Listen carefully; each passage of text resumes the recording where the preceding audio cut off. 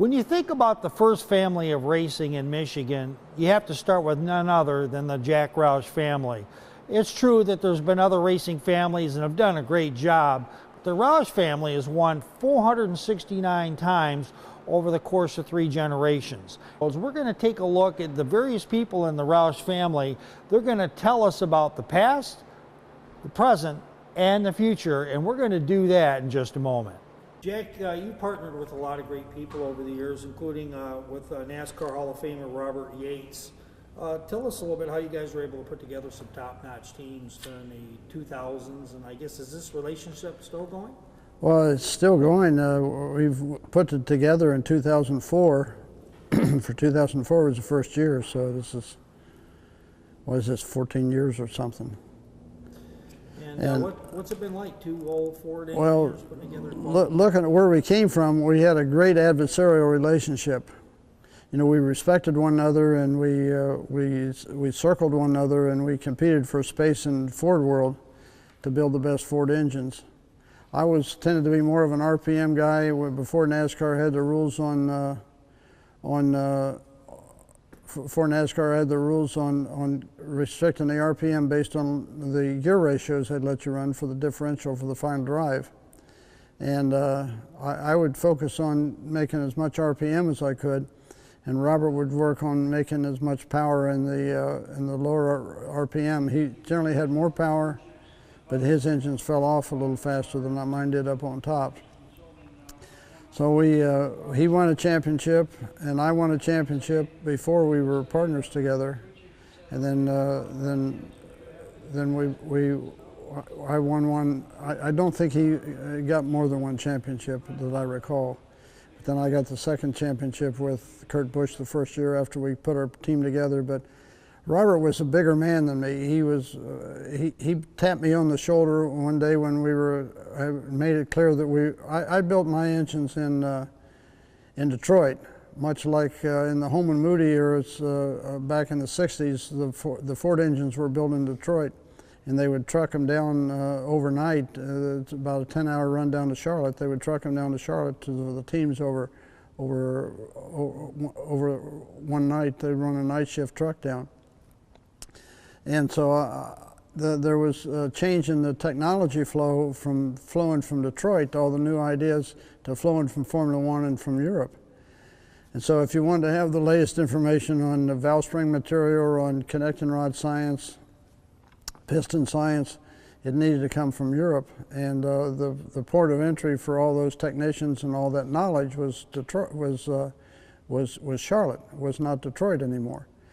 And so based on that understanding, I decided that because I was having trouble hiring people that had the engineering background that was competitive, I'd made my decision that I was going to go to Charlotte, and I'd let that be known that I'd be in the bidding pool for technicians and engineers.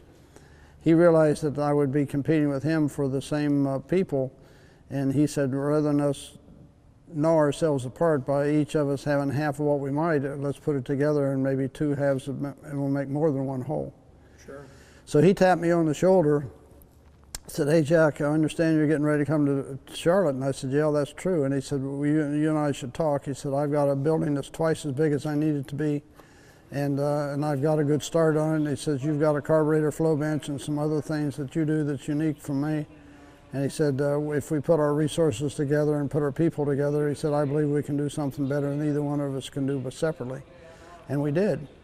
And it was a great relationship, a great partnership, and it survives today with, we lost Robert last year and last calendar year, but Doug Yates and I are still partners, and we're having a great run down there with winning the Le Mans race in 2016 and having as much success as we've had with our teams.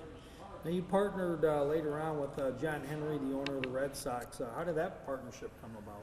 Well, John he was an iRacing. If you know what an iRacing is this virtual-computer-based racetrack thing that you've got a gear shift and a steering wheel and brakes and a video screen in front of you, and you can race against somebody with the same equipment around the world or across the country. And sure. So he'd get together and he would iRace, and he was real thrilled with that because he was a sportsman. He has got a soccer team now as well as his baseball team. And he thought that he'd like to have an interest in a race team, and he read a book that was written by Wayne T. Miller, that it was called Nobody's Fool. It was written the same year that Dale Earnhardt was killed, but he used me as a porthole. He followed me around most of the whole year writing his book. And John Henry read the book and saw the success we were having. He said, John said he wanted to be part of my race team. I negotiated with him for 2 years before I sold him half of it. But I did so with the thought, and it hasn't totally materialized, with the thought that there was a sleeping giant of potential race fans, sports fans in the Northeast that was controlled in that corridor, Boston being a big part of it, that could be converted to NASCAR, and the sponsors might follow, as well as having all the support of the sports fans want to follow John Henry's success in NASCAR. And we've had our success. We won Xfinity championships, or nationwide championships, I guess they were at the time. We won 2 of those, but we haven't won a NASCAR. We haven't run an Xfinity championship at the highest level, a Cup championship. We've won a couple of the Saturday race championships. Sure. Now, when Mark Martin got into NASCAR Hall of Fame, it must have been a thrilling moment to watch someone that I guess you kind of mentored, or he was driving in your organization. It must have been exciting to watch him get into the Hall of Fame. Yeah, Mark raced for me for 18 years, and as much as I had a great start, with my success in drag racing, my success in road racing, I didn't have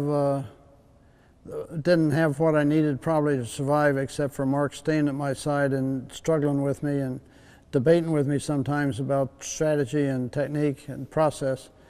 He had, from a driver's point of view, he knew exactly what he needed, and from a team owner's point of view, I knew a little bit of what I needed to do, and the 2 of us made a good team. And I think moving along, NASCAR, I want to talk a little bit about NASCAR today, just for a few quick questions. I know you got some opinions on it. NASCAR started doing the stage racing last year. What do you think of it? Stage racing is good. It adds one more thing that you got to compete for in a race.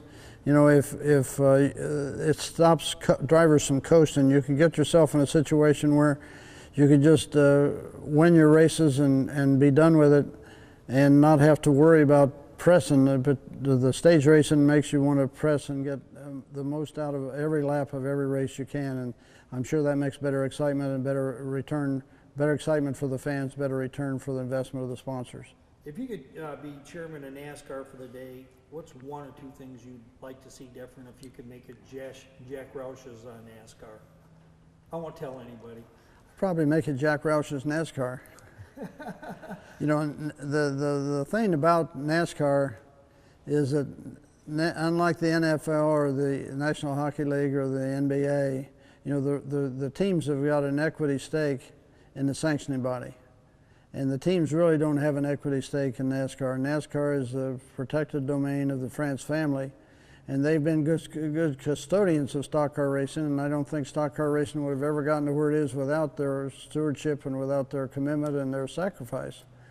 But today, the business case is harder to make for a team than it would have been if we had some equity in the racetracks and some equity in the sanctioning body itself. So I would distribute the NASCAR and make, if you're a team owner, that you would own, if they decide they want 45 teams, you'd have 1/45 of the sanctioning body, and have that being a council that would let more of the money, more of the proceeds from TV, more of the proceeds from the racetrack seating and income, more of that would flow to the teams, which would lessen the burden on the teams financially and to the sponsors. Yeah. Now, NASCAR, as you know, was a southern sport for a long, long time, but it hasn't been that way. It hasn't been a southern sport for a long time. I used to live in Atlanta, and that track was only a third and a half full. you know, and then they condense to one race. I mean, is NASCAR diverse enough? I mean, your granddaughter's in drag racing now. There's got to be. Should NASCAR be more diverse, more women, more people of color, more people representing different cultures, or is it okay the way it's at? That's a real tough thing, you know. It takes for you to be a good NASCAR driver, you need to start driving motorcycles or go-karts or something before you're 10 years old. Otherwise, you don't have the experience. I think Danica Patrick is an example of that. She wanted to just go in and get do stock car racing after she'd done her open wheel racing, and she didn't have the experience to be able to make the judgments, to be able to determine with the crew chiefs and the engineers whether they need to work on the tight condition coming off the corner or the loose condition in the middle of the corner. And only if you had you know, those decades of experience before you get there do you have a chance to really be successful. So that's a really hard thing to say, you know, what the demographics of the drivers need to be. You know, Willie Tree Ribs was a black driver that had the prospect of racing. He was doing okay, but he missed it. He wanted to fight more than he should have, and there wasn't enough cooperation and give and take in him. And so it takes the right mindset to be able to race with these guys wheel to wheel. Mark Martin was a good example. Mark Martin would, if somebody had a faster car than him on a given day when they had the fastest car, he wouldn't frustrate their day by racing them real hard wheel to wheel. But when it came time for him to win his races and to do what he needed to do, they would move out of his way. So drivers need to have the right give and take balance in the way they compete. And it's hard to achieve that if you're a teenager, or sometimes different people, you know, don't have the right mindset to be able to make the best of a situation all the time. Now you're in your 70s now, and you said in an interview last year you have 2 or 3 good years left. What are your plans, you know, for the next few years? You're gonna be doing this another 10 years, or the last couple of years? What are your plans, Jack? I think 10 years is out of the question for me. You know, I'm 75 years old. Mm-hmm. I know what my limits are. You know, how much I sleep at night and how well I recover from all the exhilaration of success and winning a race versus the frustration of not winning a race. And I don't have as much in my reserve as I used to. And the time will come when I can't keep up, and it's closer than 10 years for sure.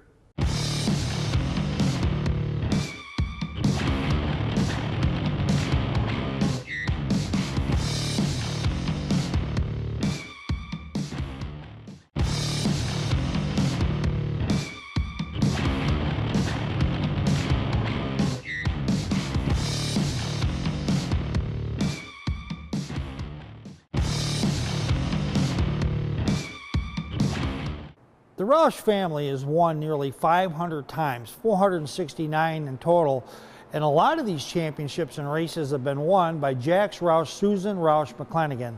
She's going to tell us a lot more in this episode about her career.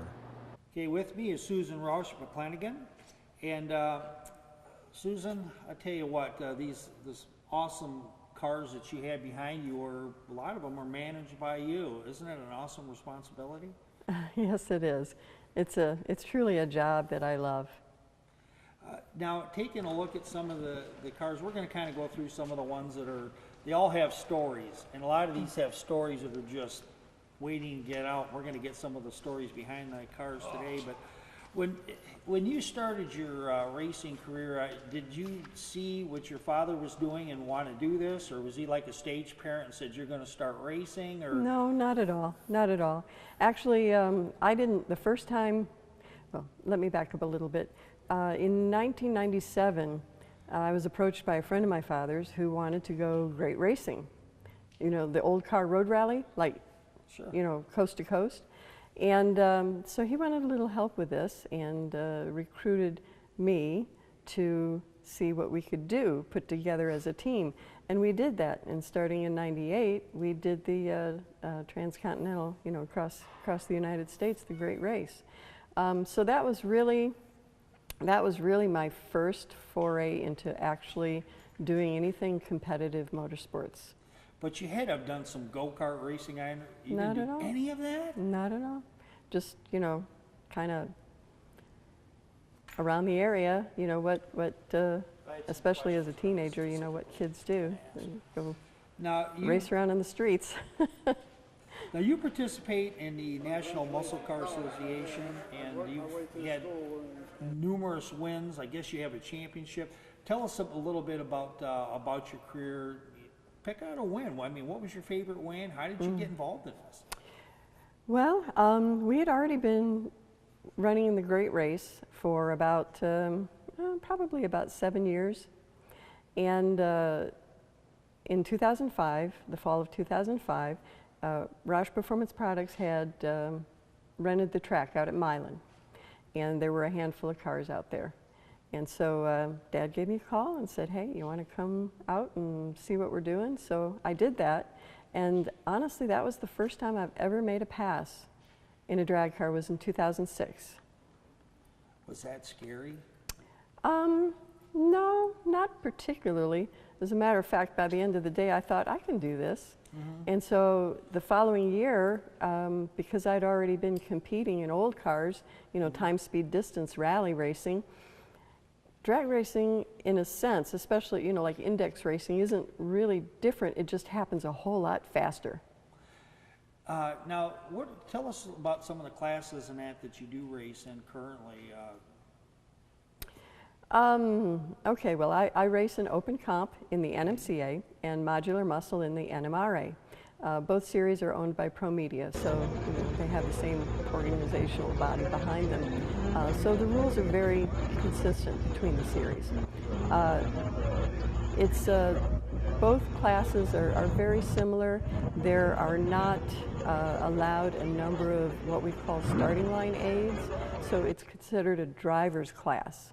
So it's like driving scratch. There's no handicap or any of that. No, there is. There is. It's index. It's not a preset index. We actually set our index per event. So we'll go out and make 3 qualifying passes. Qualifying is based on your reaction time. And then the index that you have for the weekend, you take your fastest qualifying pass and take a 1/10 of a second away from that. And that becomes your index for the rest of the competition. Ah, well, there you go. It's interesting to learn this. I had no idea. Now, as far what's going on in your head before the light comes on? You got to go ahead and take off. I mean, are you calm? Are you anxious? I mean, this is something I've never really been able to talk to a racer about. The first round, you know, it's elimination rounds, and typically we do our first round early Sunday morning. Now, some series will do elimination and a round of elimination the night before, the day before. NHRA does that quite a bit. We actually have 2 races where we will start running eliminations the day before, you know, on Saturday instead of Sunday. But typically it's Sunday morning. First round is always the worst because that's when, you know, you're amped up, ready to go. But in general, I enjoy a rather calm approach to it. I like the rhythm. As a matter of fact, some events that we run, I'll run 2 cars. So I'm jumping back and forth between the cars during the elimination rounds. And I find the faster I go, the more I like it. I mean, not faster in terms of the car, but the faster the pace. You know, like getting out of one car and getting into the other. And you just keep, yes, exactly. You just keep going and you get this rhythm going, and it's very exhilarating. Now, your daughter Josie has gotten involved in drag racing as well. What is that like in, you know, being a mother of someone who's drag racing, and how much are you a part of her racing career? Yes, yes, she did. She took the initiative. We've not pressured her. It has been her choice. So the only thing that I've asked is that if she starts the year, that she gets to a point, you know, and she's finished every year that she's raced. She's done really well. But, you know, in addition to her racing with the juniors, she also comes and crews for me many weekends. So she has multiple roles.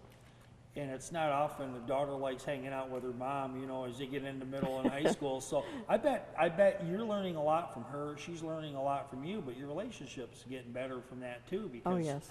You know, when she cruised, and you know where she's at. But you learn from your parents, you know. And my own daughter a lot of times likes to learn from everybody but me, but then eventually comes back to me and goes, "You were right." And maybe hopefully that happens for you sometimes. I really enjoy the drag racing because it's very family oriented, very community oriented. Even though we race in a national series, you know, we see the same group of people a number of weekends throughout the year, and really it's our race family. So, you know, we've all got very dear friends that we've come to know from all over the United States and Canada. We have a number of people that race in our series from Canada. Now, in the next 5 years, what do you see yourself accomplishing in your various racing series? Oh, well, looking for new challenges, but also, you know, just enjoying it. I want to make sure that it's an enjoyable experience and not something high pressured. So, you know, and I've tried to approach it that way with Josie's racing too. I mean, each year it's her choice if she wants to do it or not. You know. I think you're like a lot of parents. If your child starts a season, you want to make sure they finish. You're not going to quit in the middle of the season. Right. Finish what you start. Yeah. If they don't want to do it in the future, then you get it. But that as far as I understand that you've exhibited some of your cars at the Daytona 500. Yes, yes. In 2009. It was before we started getting involved in running our cars on propane, which, you know, we're doing the alternate fuel. Our class allows any type of fuel to be used. So some people run alcohol, you know, some people, of course, you know, pump gas, race fuel. There's not so much in our series, but there are people out there running electric cars, you know, in drag racing. Really? So, oh yeah. And now there have been people who have run propane in racing, in drag racing, since the 70s. But of course, you know, I didn't get involved really in drag racing until 2006. And shortly before that time, our company had become involved with producing conversion kits for fleet vehicles. So the idea was presented to me by a friend. Hey, you know, what do you think about trying this? So we put together a plan, and my teammate, Donnie Bowles, and I, actually we did our initial testing in his car. My car was being built at the time, and we were going to go NHRA Superstock racing. But the idea of running these cars on propane really appealed to me because it was relevant to current events. Wow. Now, when you exhibited your cars at Daytona, did any of the drivers come up to you and do you ever offer to race them or anything like that? Like, oh, if I remember correctly, during a test session, we tested at a little track in Mooresville on a number of occasions before our season began. And Carl Edwards came out and joined us one time, and he actually took my car down the track a couple of passes. So that must have been awesome. Yeah, but I've never raced against any of the NASCAR fellows. Yeah, I imagine they wouldn't have a chance. You know, I tell you, the most embarrassed that Babe Ruth ever got was him and I think it was Lou Gehrig. There were several of them that all got struck out by an underhand softball pitcher who was the equivalent of an Olympic pitcher during that day. Of course, softball and Olympics weren't the same. They weren't, you know, in the scheme of things. But they all struck. They couldn't they couldn't get used to the underhand coming in, and so you know, this is a whole different type of racing that you're doing. Yeah. So, but I think what you're doing is awesome. You know, it's nice. I love seeing that women are involved in different motorsports, and I hope that carries through to other series. I'll tell you what. I believe that there are more women in drag racing than any other motorsport. Now, I don't have the numbers to, you know, substantiate that, but I believe that's probably the case. And in terms of the junior dragsters, the series that Josie races in, when we went to the national event in Tennessee, Bristol, Tennessee, at Thunder Valley, I mean, you know, you just look at the field and you can see there's as many girls as there are boys. So girls are entering motorsports, which is a wonderful thing, you know, because the drag racing is so family oriented. but also it's engaging girls in the competition, which they can do in other things too, but also, you know, technology. You have to understand something about the cars in order to handle them. You know, now she started racing, or she started driving when she was 8. You know, when you think about it, you know, think about all the experience that she's going to have driving by the time she gets her license. My goodness, you know, these kids handle the cars like pros. Oh, I imagine. I can't even imagine. Is there anything else we can add to the conversation I haven't asked? Oh goodness. I am looking forward, when we come back from our break, you taking us through a couple of your favorite cars that are on display, and we'd like to hear some of the stories behind them. Can we do that in just a moment? Absolutely. Thank you.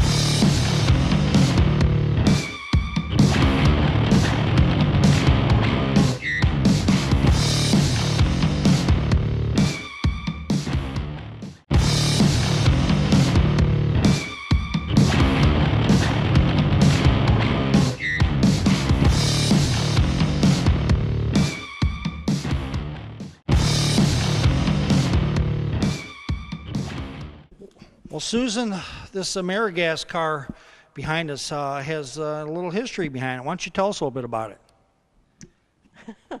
Okay. Yes, this car was actually built originally so that we could go super stock racing. That was our intention. And then the idea came up to run on propane. I looked into it. We didn't really use the components from the conversion kits that our company produces, but we used the technology, the science behind it. And it's been quite an adventure. It really has. We started initially in 2010. The first testing we did in Donnie's car because he'd already been running it for a few years. So when we got on the track with both his car, now fully converted to propane, and this car finished and running on propane, which that's all it's ever run on is with propane. Wow. Donnie won our first championship in 2010. Then I won in 2011, and we just kind of went back and forth, you know, until now. We each have 4 championships apiece. And since 2006, really starting in 2008, between Donnie and I, we've won a total of 68 races. Wow, 68 races and 8 championships. Yes. Holy smokes. Tell you what, your family never gets tired of winning, do they? And, what is it now? I was taking a look at the coin. I'll pull it. I don't know if you'll get it. With it nearly, was it 469 race wins for your whole family? Taking a look, I'm sure you can see the coin. And you see a picture of, it looks like you, your father, and your brother on there. Yeah, all 3 of us. All 3 of you. Mm-hmm. And I mean, that's really something. I know you want to talk about the car. Yeah. You gearing for 500 as a family? Or if it happens, it happens. Well, Josie, yeah. Oh my gosh. Yes, yes. No, I don't really look to the future in that way.